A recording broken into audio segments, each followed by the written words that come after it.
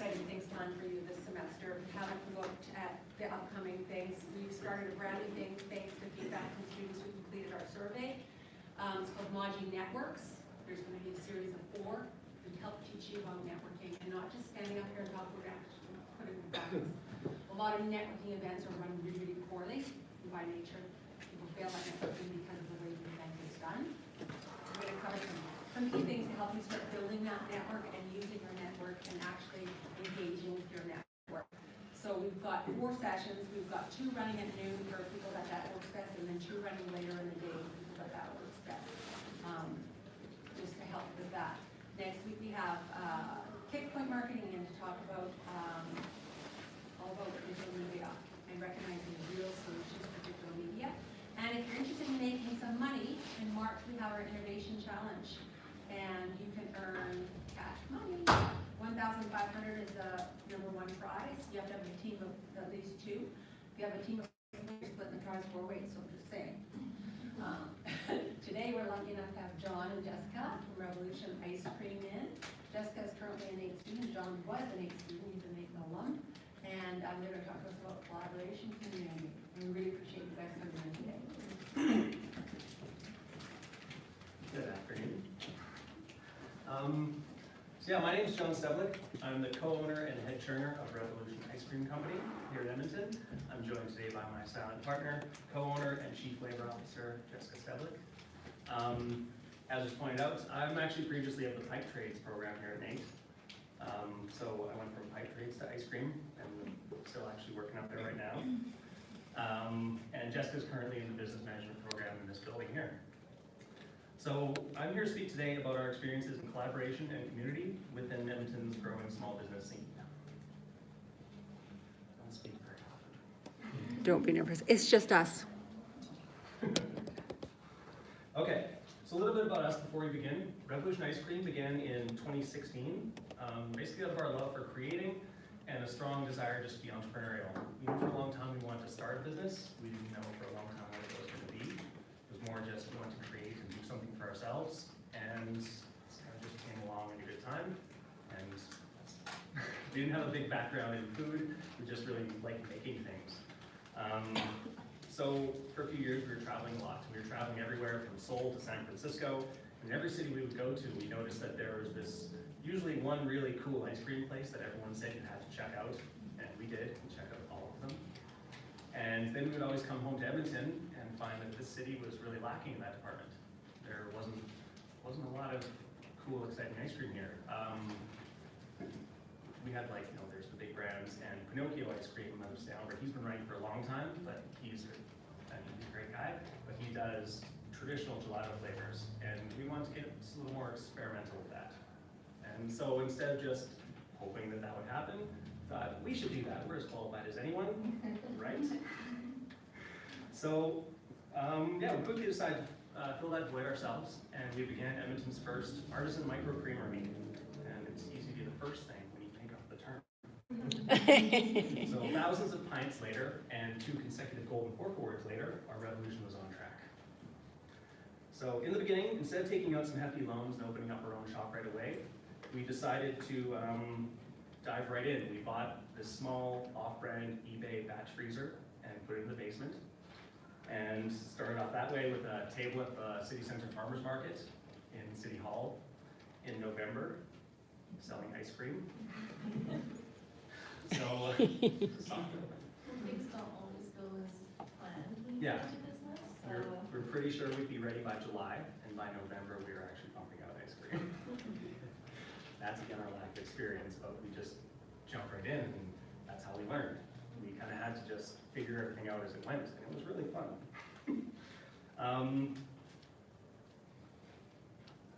Sorry. So yeah, we kind of did that. We just slow open like that. We didn't want to take on a bunch of debt at first, because we wanted to see if this idea would take hold and how the community would embrace it, and just to see if we had what it took and if this was really something we wanted to do. So we're now at the point where we are going to need a loan. We want to open up our own shop. We've been looking at locations, because at this point we can't even keep up with demand in spring and summer just for the few farmers markets we do. And the main thing we're always asked is, where else can we find our stuff? And we don't want to tell people these 4 hours on a Saturday downtown. So expansion now, we've figured things out, and we're pretty sure that if we started this 2 years ago and just dove right in at a larger scale, we wouldn't be where we are today.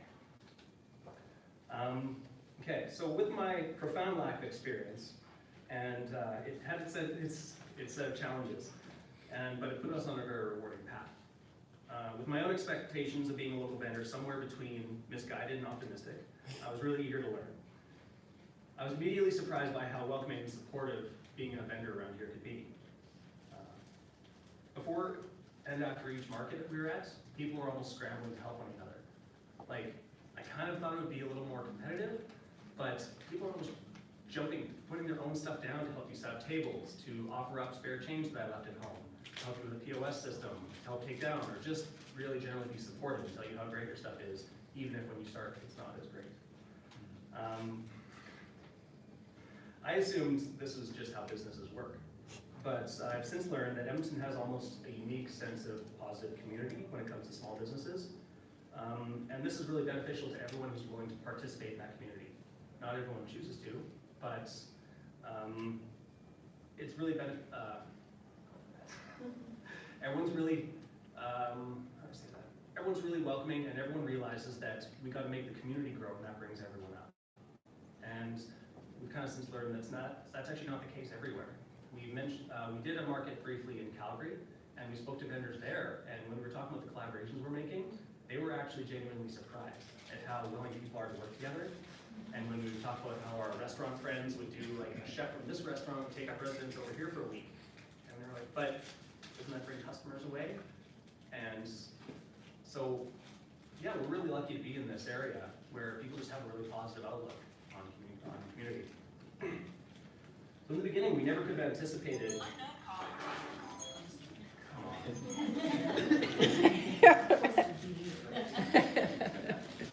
Throw him a bone, will you?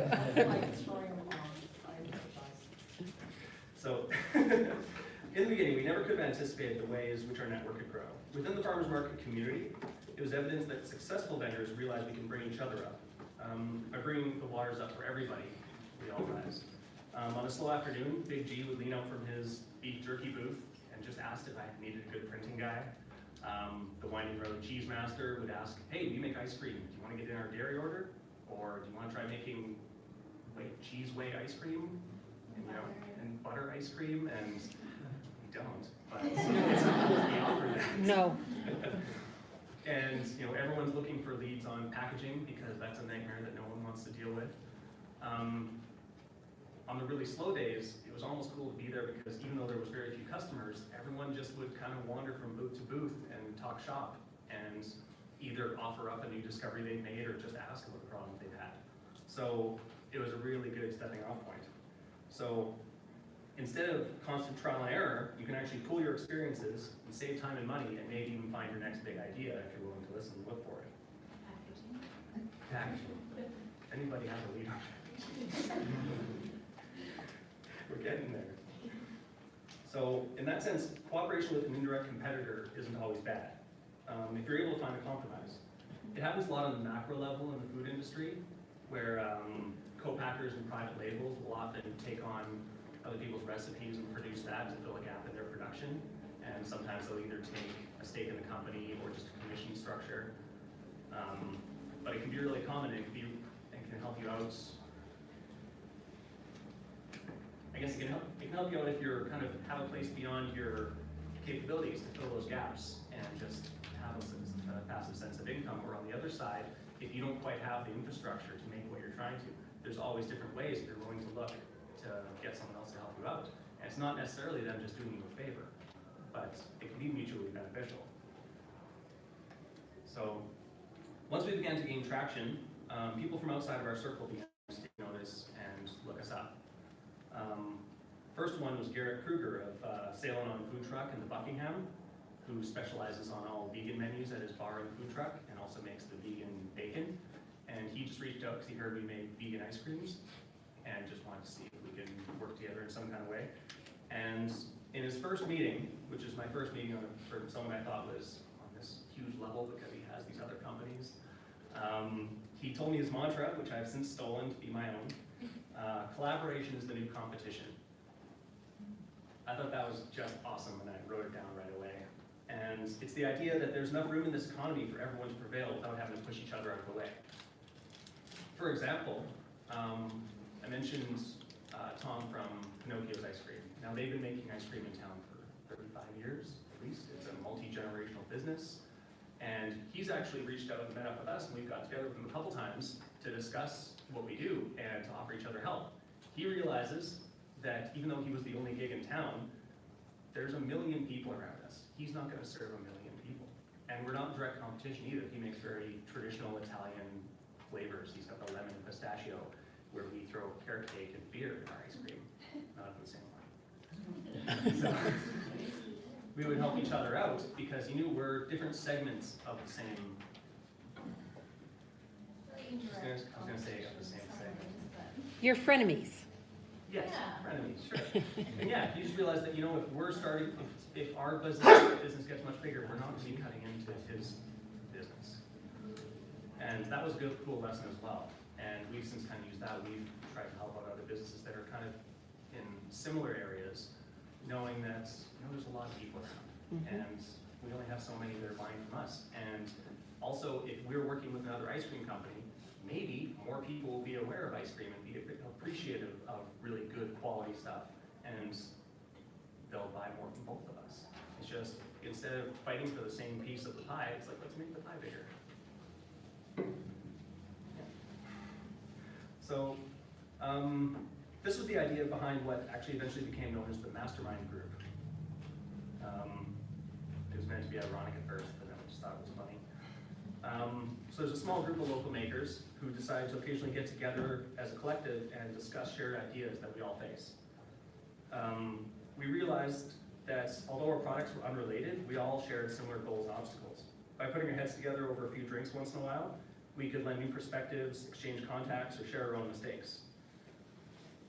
Almost just as valuable was the realization that no one really has it all figured out, and that we all had our doubts. I'll never underestimate the power of well-timed encouragement. Meaning, when you're first starting for a couple of years in business, well, when you're about to start, you think, I'm good, I know what I'm doing. And then as soon as you start, you realize I have no idea what I'm doing, and it's always on the verge of not working. It always seems to be on the verge of collapse, you don't know what's holding it together, and then you realize that's the case with everyone. Again, you're meeting with Tom, who has $1 million ice cream factory, who's struggling to find packaging and needs to find some of this new machine, and it's like, oh, you don't know either. You never get business. You're just trying to figure it out as it goes. And to have people around that are willing to admit that made it seem just a lot more attainable and achievable to actually succeed. So that was really invaluable what we got out of that. And yeah, just be able to, like I said, you know, sharing leads and things, it can be a little intimidating to just be going out there in the world and, you know, doing sales calls and cold calling and things like that.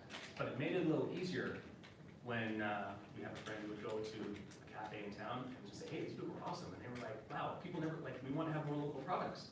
Like, nobody, we didn't realize you were here. And so he said, okay, go talk to these people, they're actually looking.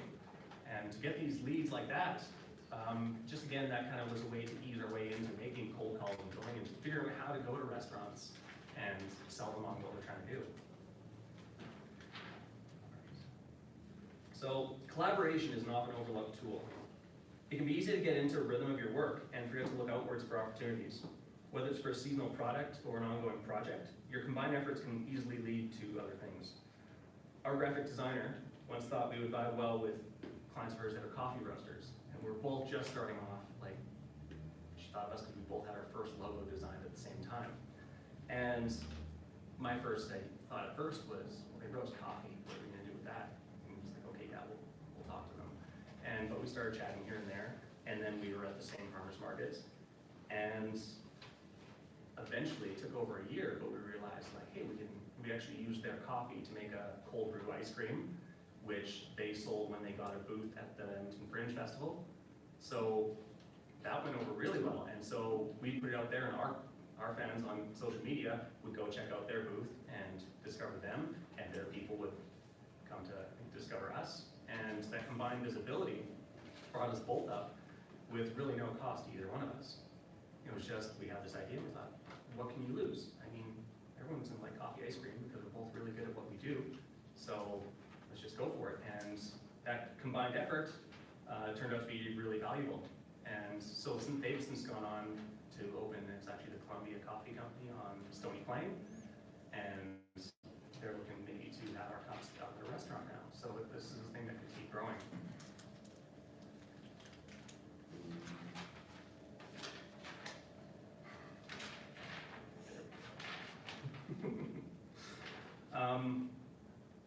Oh yeah, so saying the crossover exposure was really helpful because also just the story of that people found interesting. And Edmonton Made ended up writing an article about us, and that got further because people like hearing about local businesses actually working together because they don't realize it's a thing that actually happens that often. So since then we've done similar projects with, for example, Situation Brewing Company, London Tea Bar, Steve and Dan's Fruit, Milk and Cookies Bake Shop. It doesn't always pan out into something, but we're always just willing to try it because you just never know.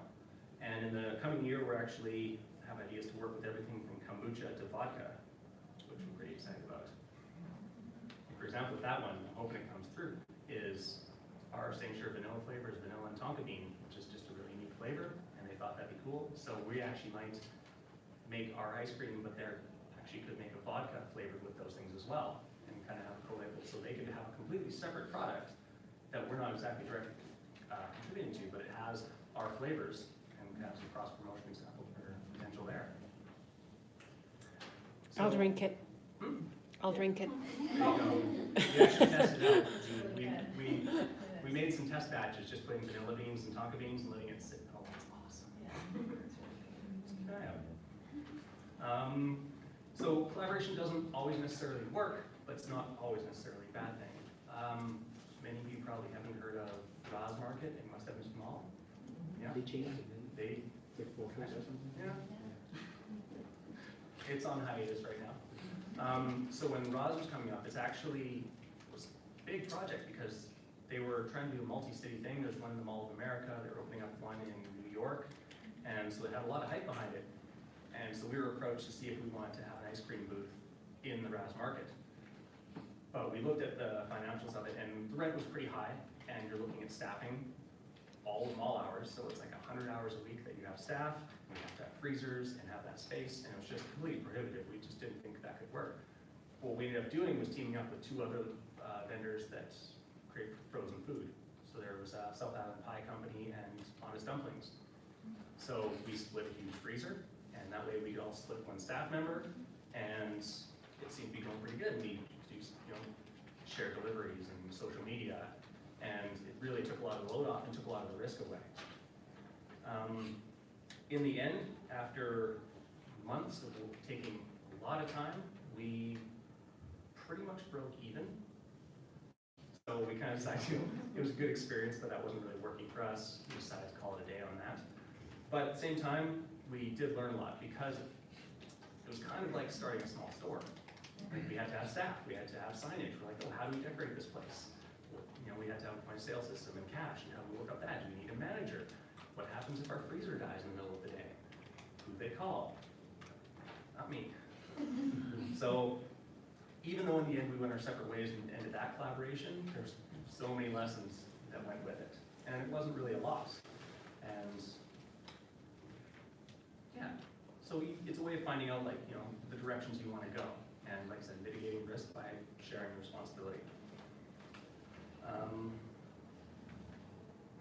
So I said earlier that Edmonton was somewhat unique in its community spirit. I really did mean just that. As we met people from other cities, so we actually even went down to San Francisco for the Fancy Food Show, which is a specialty food trade show with 10,000 vendors. It's massive. And you get keynote speakers from industry leaders. And we would go around and talk to people about how we're kind of running things. And even down there, people from all across America, they were kind of surprised at how willing we were to work with people. Like they had some where they were a large salsa company that, no, we don't, they weren't as willing to work with other companies because they did see it as more of an us or them mentality. So, while it does happen, really I've never seen it anywhere as much as in town here. We did face that kind of mentality here in town, I'm really not sure we would be where we are today, because there's a lot of challenges we came across that just may have been insurmountable if we didn't have people just jumping at us with advice, trying to, really hoping we made it.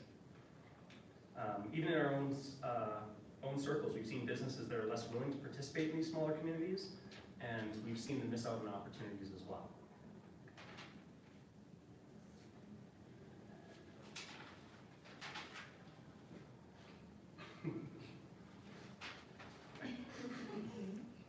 So, in the end, you don't know when you don't know. Unless you have the guts to open up, you can't know what opportunities are out there for your brand. You can't go into networking with the goal of getting something from someone, because that's just what building community is not. Community is about building something that's more organic, and if you genuinely let other people know, or if you genuinely get to know other business people, eventually something will come up where they know a guy, or maybe they have expertise from a previous career. Like, we were sharing beside us at a couple of our farmers markets is the company Bucha. They make kombucha downtown. And we were right beside them for a year, and before we found out that one of them is a graphic designer, just in our downtime. Like, oh, so we have our other designer for our big projects and branding, but once in a while, if we needed to just do a little something, she would actually just work on it while at the market. And that was something we never would have discovered in any other way unless we just were like, hey, so what else do you do, by the way? And there's a lot of people have these backgrounds of things that could be helpful, even if it doesn't seem like it at first.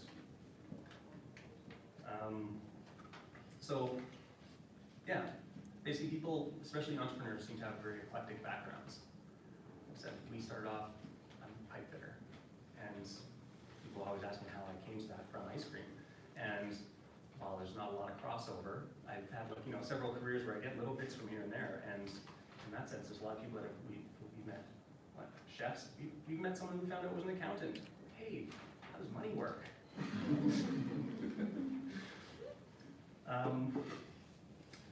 So yeah, I rambled.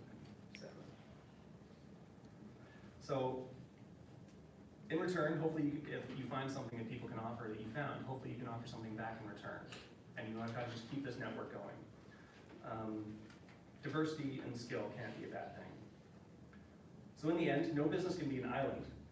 We have to interact with our competitors, and they may become collaborators. Clients might become customers, and vendors could just become friends. Business is all about relationships, and it's important to be cognizant of that. We're excited to join the city's great business community, and we want to do just as much of our part to help that community grow. Any questions? Any questions? How do you manage during the winter time? Business? So, like I said, our first year we started in markets in November, and that was fine because we didn't have the production capacity to do much more than that. In the second year, we thought we could just push right through because we were getting more restaurant clients. We have maybe half a dozen restaurants, a couple small shops, and a farmer's market. So we thought that would be enough, and it was not. So this year we kind of just ended up scaling back. We're not doing as many markets. Like, we don't do the January, February ones downtown because it takes a whole Saturday to maybe sell $100 worth of ice cream. That's a Saturday. So we've scaled back, so we're just really producing for restaurant clients. We have the ability to just keep our contracts going, but without having to try and expand. So I'm working more of my other job, and Jess is able to be a full-time student here, and we're still able to just maintain and kind of keep a status quo. And then we'll start ramping up as the weather gets warmer. So for now, your plan is to keep it on the down low in the winter and focus on the restaurants, Pretty much. and then in the summers ramp up and make that your full-time gig? Yeah, until you're done your program, and then a new plan comes into place? Yeah, I guess so. Plan change. Always ideas. Yeah. Plans are- So how many restaurants are you in right now? I think over the winter right now, just like 6. Was Chartier one of your first? Chartier was one of the first, and they're definitely our biggest restaurant clients as well. Who here has Everyone been knows- to Chartier? Yeah, If you Chartier haven't restaurants been, last you so long. must go. They're only 3 years old now? 3 years? 2 years. 2 years, it'll be 3 years this summer. They're like a modern French Canadian fusion. And So again, awesome. just like, yeah, some good local people, and they are like adamant about using as much local produce as possible. Mhm. So their chef actually reached out to us, which was baffling, and said, hey, I hear you make a good ice cream. I need you to just make me the best vanilla ice cream I've ever had. And you Yeah. didn't make it before that, did you? No, Oh, in fact, one of our little taglines was so not vanilla. And then he said to make vanilla, and I was like, I'm not gonna say no, we said to make the best vanilla. And so we did, and we still do. And so they've actually become a really valuable partner with us, because they were in a handful of their desserts throughout the winter, and make cool, unique, fit flavors just for them. And because of their really popular restaurant, it's able to keep a good volume of it going, and it's been nice and consistent. And in the summer, it's obviously huge capacity, and they've also started using, we make special sorbets that they use in their bar to put in drinks. Like, their chef is willing to take these risks, where he's like, hey, what sorbet would go in a gin and tonic? It's like, basil and lemongrass. I was like, sure, let's do that. Make a basil sorbet. He's like, yeah, I'll take it. It's fine, you're good. But they have, like, for example, they actually, a couple times a year, do a market in their restaurant where they shut it down on a Monday, and it's all just their producers. So like people that grow their mushrooms and make the bacon and make the cheese, and us and some breweries, like they just bring in all these people. So they're very supportive of everything local, because people are supportive of them. Plus, it's really good And stuff. it's awesome. Yeah. They make a lobster poutine. They It's make an a entire breakfast lobster poutine. with a poutine in it. And I ate all that. Is that the French restaurant in Global? Yeah. Yeah. No, the question is, do we need a different license for selling in a restaurant? You actually don't, you just need a commercial food handling permit. So if you're selling anywhere outside of an Alberta approved farmer's market, you need to have a commercial facility. So your kitchen needs to be licensed, and they have,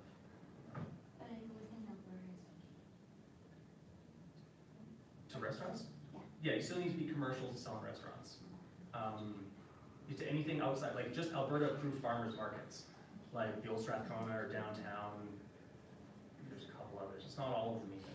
But if you're going at those ones, you can just make it from your home. It's not actually that stringent. But if you're selling to any shops or restaurants or private farmers markets, like the 124th Street Grand Market, for example, you do need to have a commercial permit. Are you renting one, or do you have your own space, kitchen space? We've just been sharing kitchens. Yeah. Yeah, which is kind of struggle too, because then you're kind of working off each other's hours, so we're looking actually at a spot in the strip here. We're talking to one of the Yeah. owners of the ABC Weddings, Excellent. right on that whole strip. We're asking for a place next to the duck. Fingers crossed for us. Yeah, Definitely. that's when actually, for again, not just food production, but anyone starting that we've talked to, actually finding a viable commercial space is one of the hugest challenges. It'd be ridiculous, especially for food, because actually getting a real commercial kitchen started, there is so many hoops involved. It's a really long process. It's very expensive. It's like you need to have a big 3-basin steel sink. There's $1,000 right there, and you have to have like there's a lot of specialized equipment, and the room has to be a certain thing. You have to get up to face these inspections. So the common thing is to rent a space. And for the summer, we were actually renting out the Yellowhead Brewery, because they had a really big kitchen, which they only used on weekends for weddings. So that worked out really well for a little while. But a lot of people are getting these places where someone has their own kitchen and they're just renting it in the off hours. But then again, you're working on someone else's schedule, with someone else's equipment, you have limited storage space. So that can be a really big hurdle. There's always a handful of people asking if we have a lead on a kitchen.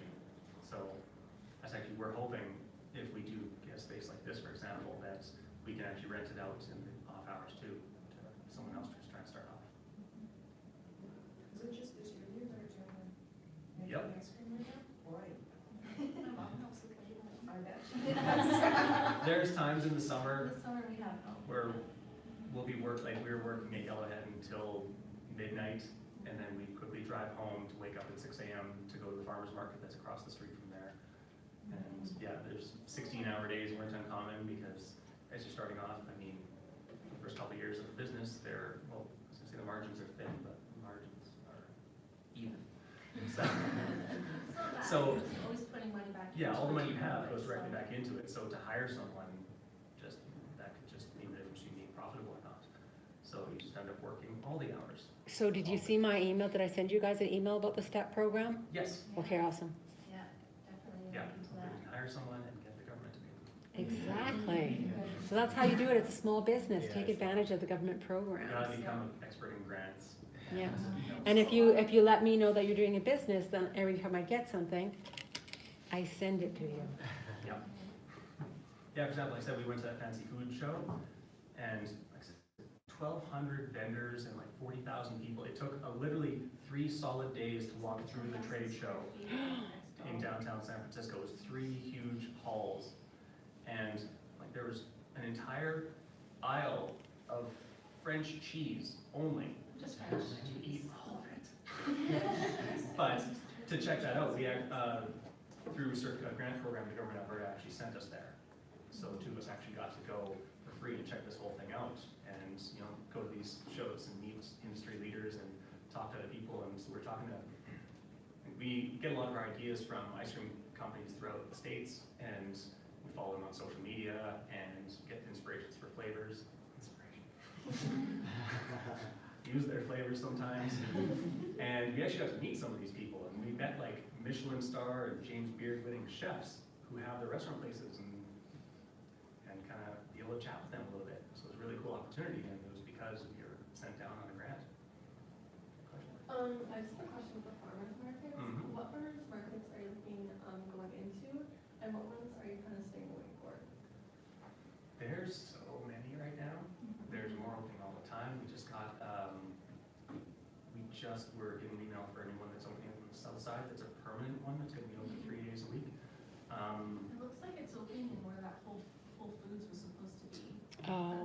The picture, yeah, the picture looks like It's on that, the south like, no, it's on Calgary Trail. Either way, it looks like they're taking up that spot. Yeah, they do have a cool list of vendors opening up, and a place like that is really neat because, so we briefly worked at the Crossroads Market in Calgary, which is a very similar thing. It was a bus barns, and you had permanent booths. It's really nice in that sense because you don't have to wheel your stuff in and out every day. You just leave it there, there's security, you can actually store your stuff there. Some of them actually have kitchens you can work out of as well. So that's got potential, but it's something that would take a lot of your time as well. The downtown farmers market is awesome. Yeah, it's the best. The City Hall one is a lot of fun. The people are great. It's run really well. You can start off in the winter in City Hall. There's only like 40 vendors in there. It's not busy, but that can be a good thing if you're just starting. It can, you know, it's busy enough. Some people still do pretty well. And then if you're there, you automatically get your, pretty much are guaranteed a spot in the outdoor market. And that's, I think, the best one to be in is the downtown. St. Albert's number 2. Yeah, very similar to St. Albert, just depending on your product. The crowd is slightly different. The skews a little older, a little richer over there. But there's people that, a lot of people that do both make very similar amounts of both of them. We just like being downtown. Yeah, it actually works at all, and definitely downtown would be fine. Yeah. It's awesome. Yeah, aside from that, the 120, and a lot more overlap too. Like, we don't have 2 crews of people, so we can't do St. Albert and downtown because they're at the exact same time. Strathcona, I was just wondering. We heard it was slower from other vendors. Strathcona's been getting slower, and it's a very hard one to get into. Everyone thinks of Strathcona Farmers Market as soon as they think of farmers markets because it's been there forever and it's the one. But it's also a lot of older vendors that are just holding onto their spot because they get to keep their spots because they're all on the board. So there's not a lot of turnover. So it's tough for new vendors to get in because, for example, we had a friend who has a bake shop. She makes cookies and macarons and is just a genius with that, but can't get in because one of the ladies on the board sells cookies and Rice Krispie squares, and it's conflict. So it's Even though they're totally different. There's no And it's collaboration. her Yeah. hobby, it's not like, yeah. yeah, and and a lot of people there, they're the older people that like, you know, sitting on Saturday and having their coffee, and that's what they do because they've done it for 20 years. So it can be very difficult to get into, and it's a good one in the winter because still a lot of people go, but at the same time, it is also the kind of market where people go in and get their, you know, big bundle of vegetables and hot-ripe chickens and a green onion cake and leave. They don't do as much shopping around because it's so busy. So our favorites are, yeah, downtown in the 124 Grand Market on Thursday afternoons, and they do a Sunday one, which is actually pretty fun. And there's a lot of us at both of them, and it's just, again, a really good community. Like, we would actually all just go out and hang out after too. And you leave with as much stuff as you prefer. You leave with as much of other people's stuff as you Yeah. brought, because at the end, everyone wants to trade ice cream for donuts and chicken and sausages. Yeah, that's our feelings on it. There's a lot of other ones, we know some people really like that South Side one that's open on Saturdays and Sundays, but a lot of them are quite small, and you gotta think like that's taking up a lot of your time, even if it's only a couple hours on a Tuesday night, you're still working for the whole week and still for that 2 hours. And setup and stuff. Yeah. Did you bring ice cream? Yes, I brought ice cream. Awesome. Yes. Do you plan on expanding like outside from like ice cream? Because I know like there's other, from what I've seen like, in terms of like ice cream brands, like Scott Adler's and California, like they kind of mix their ice cream with like donuts and like cookies and like the majority of the people like, I feel like in terms of their marketing, they use it for like Instagram, like they target people just to Mhm. make that aesthetic picture, just so people feel like I'm missing out on that. You know what I mean? Yes. I mentioned we do ice cream sandwiches now, and part of the reason, Milk and Cookies Bake Shop, she just opened a place on Calgary Trail and makes these amazing cookies. So we actually started working with her to do these because, again, who knows a donut party? What do their boxes look like? Bright pink box with a little mascot guy on it. You see those going around town, everyone knows. You can see it from 100 miles away. That's the, and this is not that.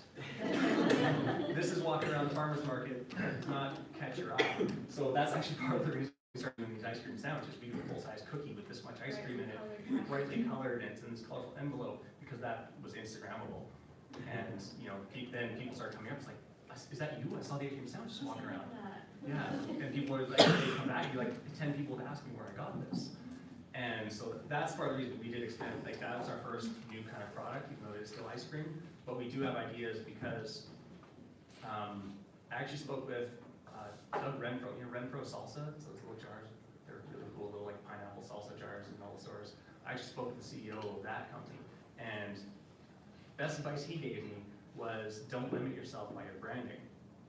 For example, he's not Renfro salsa, he's Renfro's overall, because then they can make other products without it being confusing to the brand. So while we are Revolution Ice Cream right now, we're going to be incorporating in the coming months, and we're actually going to incorporate the Revolution Creamery, because we have had ideas to do frozen baked goods, like artisan ice cream cakes. We've thought of like different types of butter, like using local dairy and having like flavor infused butters. And so we don't want to be limited by that, by just saying ice cream. Same reason we have friends that have their company's called Yum, and they make cookie dough. And he's like, no, I don't want to be Yum cookie dough, because cookie dough is a fad right now. It'd be like adding cupcakes in your name a couple years ago. It's gone now. So it's Yum because they don't want to be able to evolve with the trends without, you know, confining themselves by the name. So yes, we do have plans to expand, but again, that's the kind of place you need a much bigger facility for and storage. But once we get our process a little more automated and some people working for us, it's going to be easier to experiment with other products. This is a little bit off topic, but I'd like to know your guys' favorite unique ice cream flavor. I had a Japanese Neapolitan in California, and it was matcha, black sesame, what was the third flavor? It was like kojicha, it's like a, kind of like a rice tea sort of flavor. So it's these 3 Japanese flavors in a Neapolitan ice cream, that was so freaking good. Wow. That was So are you awesome. gonna try and make that one? We made black sesame, we made them separately, but yeah, I'd like to do like a Canadian Neapolitan. Think of some Canadian flavors or something. That's something we're excited about too, is if we have a place where you're scooping, like people are a lot more willing to try new things if they can see it. Mhm. We went to ice cream shop, we went to LA and we went to like 8 different ice cream shops. We did the entire city, drove for hours just to try these cool ice cream shops we heard of. And you go there and it's amazing. But people are less willing to try weirder flavors if they're written up on a board and you can't see it.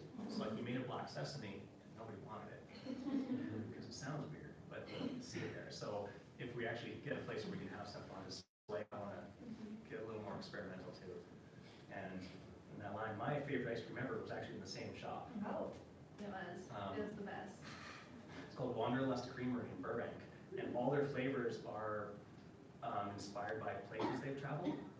So everyone has a location, and mine was a London gin. So it was gin flavored ice cream that they actually took all the different botanicals, like 23 different herbs, and infused the milk with them and made ice cream out of it. It sounded weird, but it was incredible. And I did try making that myself. It was okay. I I made a gin version ice cream, but it also had a lot of actual gin in it, which makes retail But difficult. we're gonna team up with Strathcona Spirits and hopefully use their mix to Yeah. make a Oh, yeah, work with them, Yeah, so, yeah, he wants to do the vanilla tonka vodka. Yeah, and with the vodka, I was hoping. Yeah. So do you need a liquor license to do that? You need to have a liquor license if something has more than 0.5% alcohol. So when I do my beer ice cream, we make an Irish stout ice cream, which is kind of awesome. We make it so it's exactly 0.5% alcohol. And when we made our port ice cream, we didn't tell people how much was in it. Just for the event. It was a private sale, but it was like 4% alcohol ice cream.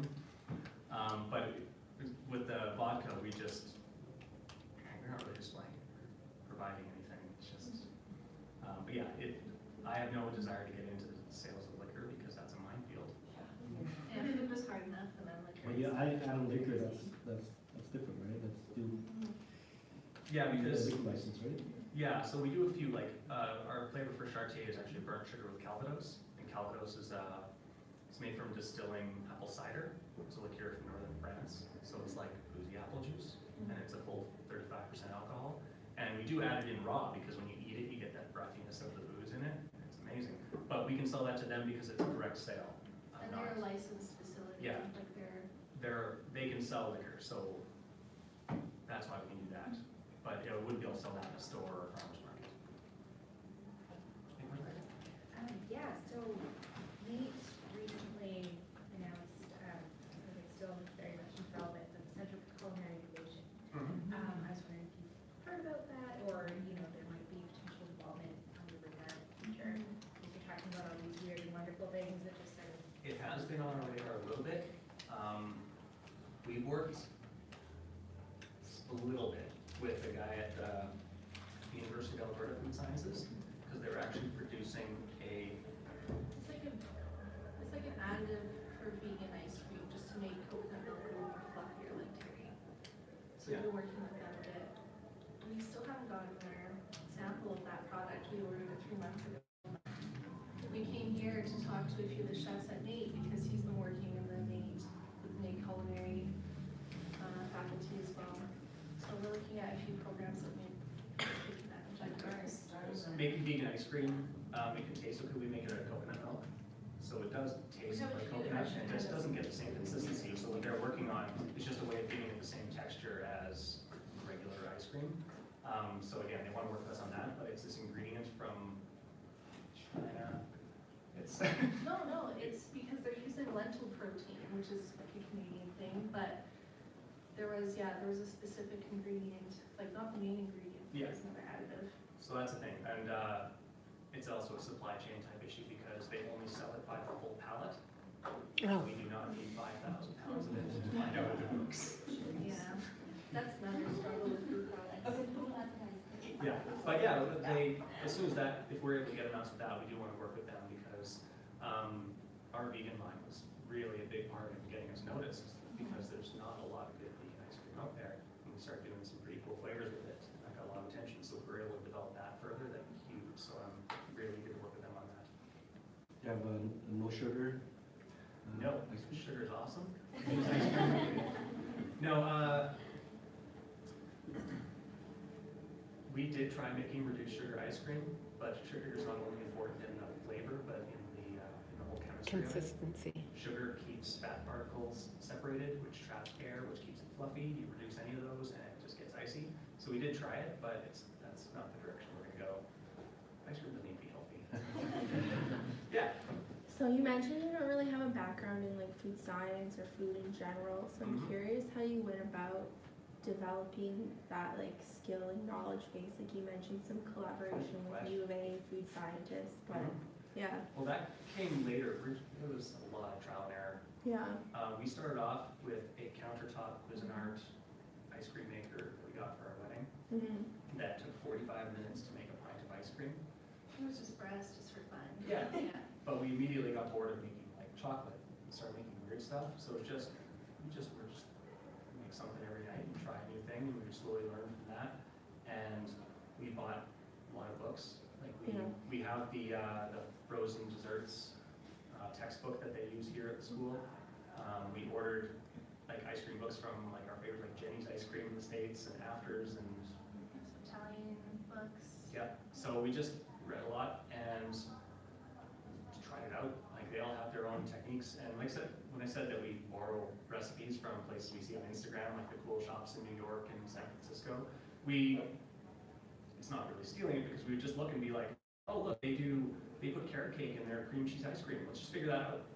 And so we would just make it and put cream cheese in it, and then it'd be like, this is a solid block of fat. Let's try a little less. So there was a lot of that that just didn't turn out, and we would just give them to friends and try to get some honest feedback. And so it really was about a year of trial and error. Like, when we opened up, we'd been making stuff for about 3 months, and I was selling it at the market, and people would come over and tell me how great it was, and they were lying and being really polite. But it wasn't very good. Sorry. It was okay. We got a new machine, which is like so much more powerful and the quality, you know. has Yeah, improved we've since gone up to then. the same machine that Cold Stone Creamery uses. It's, I'm curious how you went from like just making home batches to scaling it up to kind of like a commercial scale, because like in food service you can't just use like a recipe at home, any recipe at home, and scaling it up. So is that just we trial did and kind error of as scale well? our recipes, just like, you know, using the ratios. This Yeah. makes 1 liter, how do we make 12? There was, Just the textbooks though, like the Yeah. frozen food Okay. yeah, textbooks. the frozen food one, for example, it has how to make their batch, which is 7 liters, I think. But behind every ingredient is a percentage. Oh, okay. So we'd just be like, okay, we want to make 12 liters of this. It's 56% milk, 26% cream, this much sugar. Okay. So that was helpful in that. And again, just tweaking it because our machine, you need to change certain things for it, or just our preferences. And Even different flavors, like chocolate is really hard to make because it freezes a lot more solid because you're putting more solids in it. And that's the kind of stuff you just learn as you're making it. There's also a course I'd like to take, it just kind of conflicts with school here, but there's a week-long course at Guelph University, which is just making ice cream. And they teach you pretty much everything you need to know about ice cream, so. yeah, every aspect of the business, they do it 1 week a year, once. Only 20 people can get in. Yeah. They've been running it for 104 years. And it's always like exam week here, it's like December 11th to the 17th or something, so I'll go when I graduate. Yeah. With all these unique recipes you guys are making, is there any way to protect those recipes? They were pretty small, but I would imagine you could, like, you can trademark your recipes. I know like Milk Bar trademarked a bunch of their stuff, but, I mean, we can kind of, anyone can kind of figure out a recipe if they know the base. You do such a slight variation on it, so we just have to make it better. Okay, that's right. Our Earl Grey ice cream, which we have a bunch of here. Yeah, we should get this Our Earl Grey one we call Scone Fog. We just found a way to make it really rich, and we got the best Earl Grey we could possibly find. And we had to order it in from the States, and that's what makes all the difference right there. So we can't match, we can't match, or sorry, yeah, we can't copyright. Even if we did have a unique recipe we wanted to, we don't have means or knowledge to copyright something on that scale, right? That'd be very difficult. So all we can do is make it really good. We didn't invent ice cream. We didn't invent any of the flavors we do, really, except for vanilla tonka. Never heard of that before. But we just have to make it of better quality because that's kind of the other differentiator. Anybody can make a vanilla ice cream. That's why we initially weren't going to make it. It's like everyone makes it. You can buy a gallon of it for $3. But we just have to make it good enough that people are going to buy ours. We use the whole bean, which a lot of people won't do, especially since the price of vanilla has doubled since we started making ice cream. So we don't actually make that flavor often, and when we do, it smells out. It's the real deal. And I forget who asked that question about that Japanese Neapolitan is a trademarked flavor. Like, Yeah, so that's the I only could one. recreate it if I wanted to, if I get sued. Everybody's gonna have to get going back to class, so. Yeah, so I have, is anyone dairy-free or vegan or lactose intolerant? I have a few here. There's a chocolate almond and a mango coconut. Get down there. Sorry. No. You just say Okay. dairy, Yeah, dairy, so I've dairy. been to They're saying it's very. Sorry, I know we're asking, just come by and get a couple ice cream for Roy. I'm hanging out if you want to ask questions. Just- How's your lactose works? The other ones I have are the small fog, which is out there, and then vanilla